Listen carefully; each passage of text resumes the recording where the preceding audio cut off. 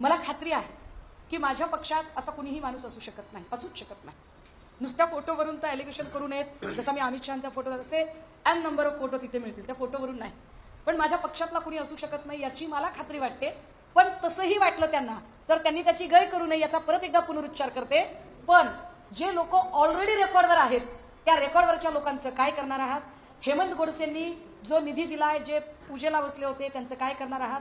दीपक केसरकर जे वारंवार फ्रिक्वेंटली दिसत आहेत, त्यांचे आणि खरातांचे काय काय आर्थिक व्यवहार झाले, त्याचं काय होणार आहे?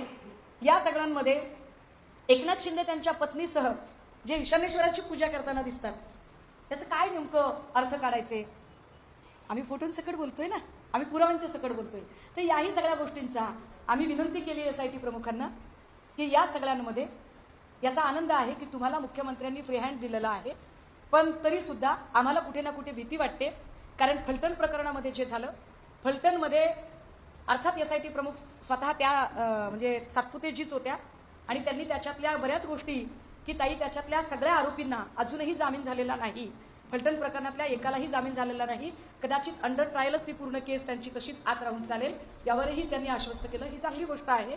लाईन ऑफ इन्व्हेस्टिगेशनचा भाग म्हणून अनेक गोष्टी कदाचित बोलता येणार नाही. पण या सगळ्यांच्यामध्ये आम्हाला जी सतत भीती वाटते की माननीय मुख्यमंत्र्यांकडून फक्त मित्रपक्षातल्या लोकांना चेकमेट करायचंय. मी रिपीट करते माझं काय वाक्य येते. माननीय मुख्यमंत्र्यांनी मित्रपक्षातल्या लोकांना फक्त चेकमेट करायचंय म्हणून प्रकरणाचा गवगवा करू नये.